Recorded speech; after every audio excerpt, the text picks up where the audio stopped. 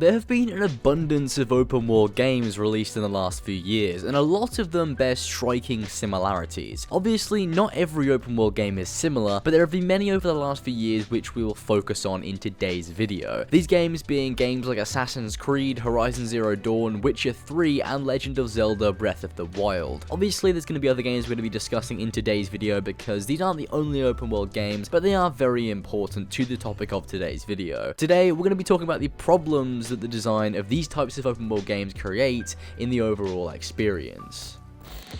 The open world genre was popularized by games like Assassin's Creed, Fallout, Far Cry, GTA, and the Elder Scrolls. A huge turning point in the popularity of open world games was the release of Skyrim, which is a pivotal game in the history of gaming in general. Since Skyrim's release, we've seen a huge influx of open world games released, and the genre has increased drastically in popularity. Games have released like Watch Dogs, Far Cry 3, Shadow of Mordor, and finally, one of the most pivotal in the open world genre, The Witcher 3, which later went on to inspire many games of the open world genre such as Horizon Zero Dawn, Legend of Zelda Breath of the Wild to an extent, and Assassin's Creed Origins. The Witcher 3 really raised the bar for open world games, and many developers have made their games with The Witcher 3's success in mind. It's safe to say that the game really changed open world games forever. However, is that necessarily a good thing? With a game like Skyrim that did change the landscape of gaming, no one tried to make an RPG like it. No one succeeded anyway. Skyrim is in many ways unique with its heavy emphasis on complete sandbox gameplay where there is no hand-holding, practically no on-rails sections, and you can basically do whatever you want. No other game feels like it has as many possibilities as Skyrim has. The Witcher 3 on the other hand has many on-rails sections and is generally a more linear experience when compared to Skyrim. You can't kill NPCs and you already have a preset character, so you're very much limited to what Geralt as a character would do or say. Yet The Witcher 3 is the game that has had the most impact on the industry as far as inspiration is concerned. Both Horizon Zero Dawn and Assassin's Creed Origins took heavy inspiration from The Witcher 3. Yeah, it's all well and good, they're both really great games, but what about when every other open world developer catches on and realizes that The Witcher style RPGs are what sell the most? That's when the problem arises in the recent open world design philosophy.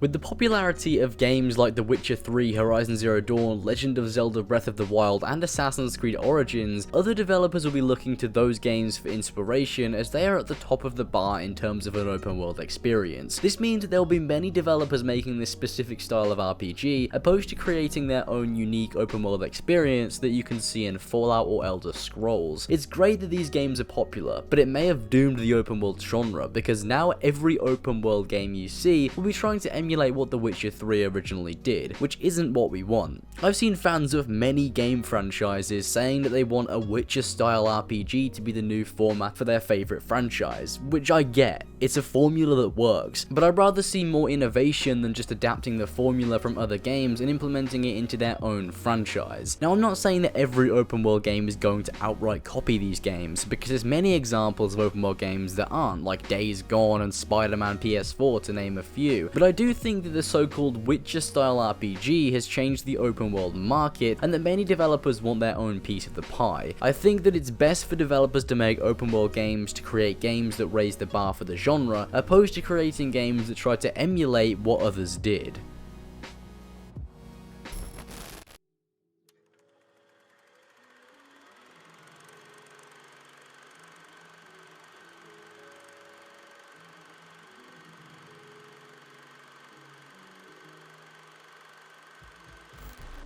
Another huge problem of many open world games is the open world content. The various pieces of filler content that make up the open world experience, the question marks on the map, or the various activities that you complete to tick a box. The content in an open world game is crucial to how it is received, and many games nowadays have activities that have no substance to them, or could be taken out of the game entirely with little to no consequence. This type of icon vomit is very common in open world games, because if developers focus on making a large open world and filling it with stuff, enough, then the map will be littered with icons and activities. This isn't always a bad thing, given that the content provided is of incredible quality, but most of the time it's a lot of fluff to pad out the game world and give the illusion of content. Horizon Zero Dawn in particular does side content really well. There are 20 or so side quests, but each one of them has unique characters and stories intertwined within them.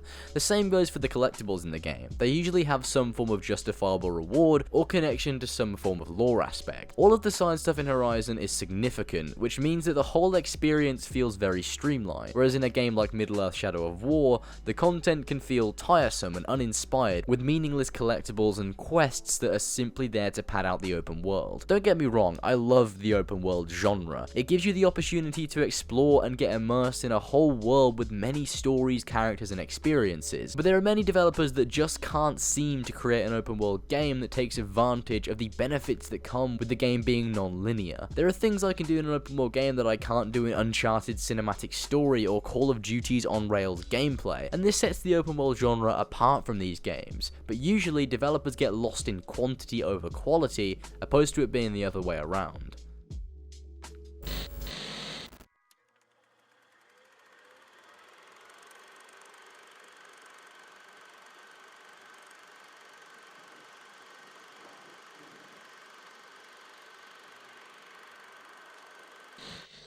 One of the main problems with open world games recently is that all of the developers are trying to scramble to be the next Witcher 3, opposed to being their own game. I'd hate to see the open world genre go down the route of the FPS genre and lose its identity in a way. The open world genre is slowly becoming a race to see who can release the next big thing, opposed to passionate developers trying to bring fans an experience that pushes the boundaries of what was thought possible. Anyway, I hope you guys enjoyed today's video. That's the end of it. I want to make a video talking about the problems with open world design recently, because I've noticed a few things that are kind of concerning. Let me know what you think in the comments section below, and don't forget to drop a like. It helps me out a lot, and I'll see you guys in the next one.